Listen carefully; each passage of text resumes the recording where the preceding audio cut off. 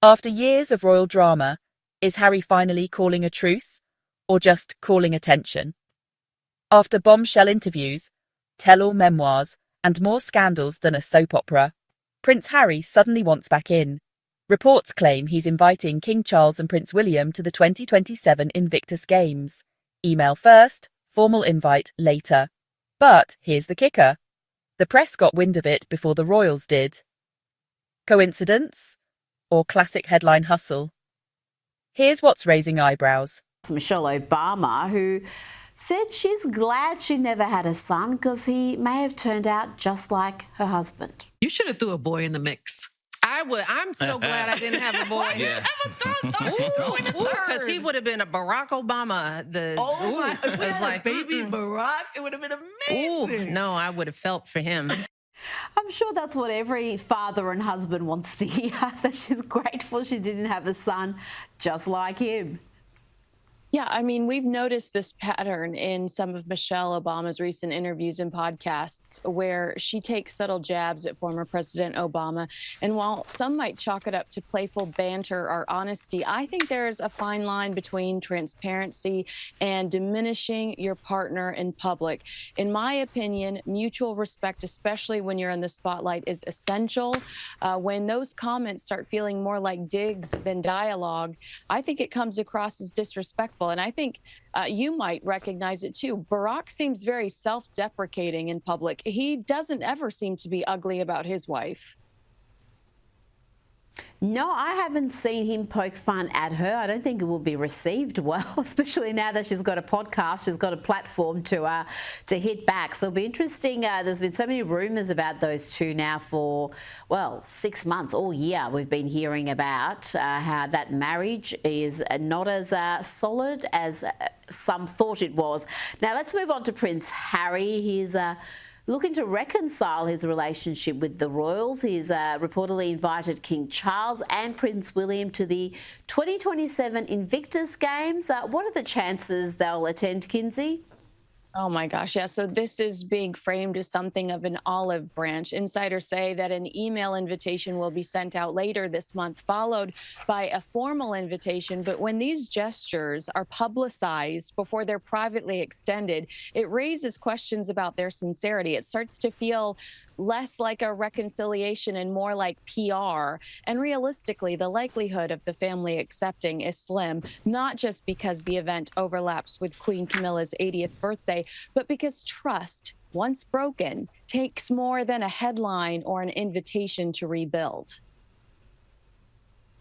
Well said. Now, it's been revealed Meghan Markle wasn't interested in receiving any advice when she first joined the royal family. Tell me what Princess Sophie has had to say on this matter. That's right. Well, it's or is it Duchess Sophie? Is it Princess or Duchess? I could never keep track of who's who.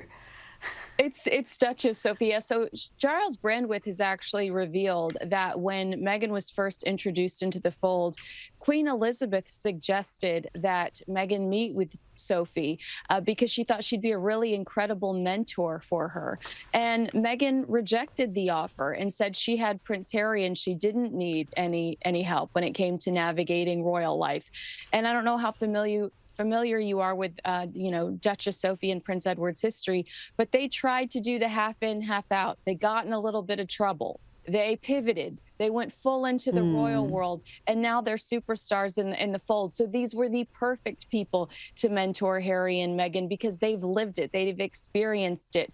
So these stories now just circulating thanks to some books that are coming out and some books that have been released. But it just goes to show Meghan had help. She wasn't completely turned away. She was offered the help that she claims that she wasn't. Meghan Markle is nowhere in this story. She's silent, even as she relaunches her brand. Is this Harry going solo, or Meghan keeping her distance? Either way, royal insiders are skeptical. Is Harry reaching out, or reaching for the spotlight? So, is this a real olive branch, or just another royal PR play? Now, there are rumours flying that Justin Bieber's marriage is in trouble. His wife, Hailey, has added fuel to the fire by ditching her wedding ring. She's been spotted a couple of times now without her wedding ring while out in New York, Kinsey. Look, I love this couple, but I'm going to be honest, something feels off. Hailey has been spotted without her wedding ring. Justin's social media presence has been increasingly erratic. And while they've recently welcomed a baby, that doesn't necessarily guarantee stability. Sometimes it adds more pressure. Divorce rumors might be premature, but the optics certainly aren't helping silence the speculation. I'm rooting for them. But between this and Bieber's social media activity, I am a little concerned. Now, actor Johnny Depp has said that he was a crash test dummy for the Me Too movement during his infamous defamation trial against ex-wife Amber Heard. Kinsey, he claims people close to him did him dirty. What's he talking about? Well, look, Johnny Depp calling himself a crash test dummy during the Me Too era isn't just self-pity. It's his way of saying he was one of the first men to be publicly dismantled, then slowly rebuilt in front of the world. The difference is he fought back. The trial with Amber Heard wasn't just about defamation. It was about reputation resurrection. And somehow he walked away with the public more sympathetic to him than her. It's one of the few times we've seen someone not just survive cancer culture, but flip the script entirely. But look, he's saying, look, I lost some friends, and I'm not going to forgive him. And who can blame him?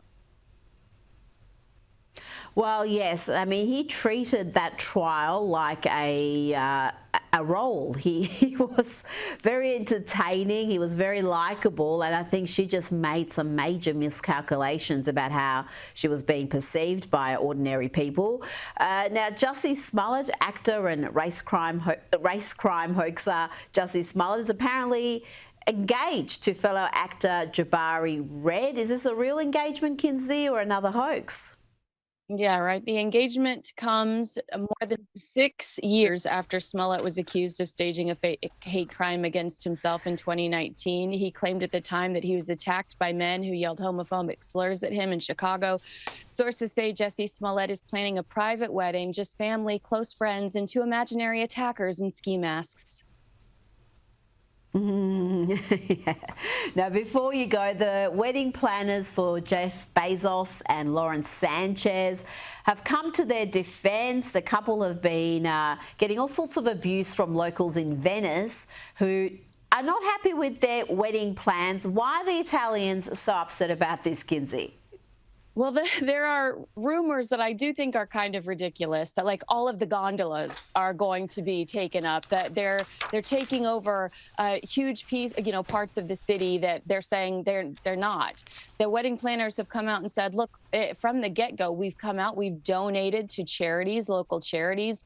We've donated to local charities in the name of some of the famous wedding guests like Oprah Winfrey, Leonardo DiCaprio, Kim Kardashian, Barbara Streisand, Ivanka Trump.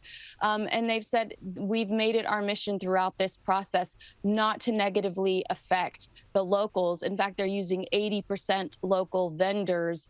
But I mean, I think that this is what you just have to expect when you bring in. This is going to be a huge Hollywood production with A-listers all over the place. They were going to get this work. They could have done it in Ohio, and there would have been people livid that they had the audacity to do it in Ohio.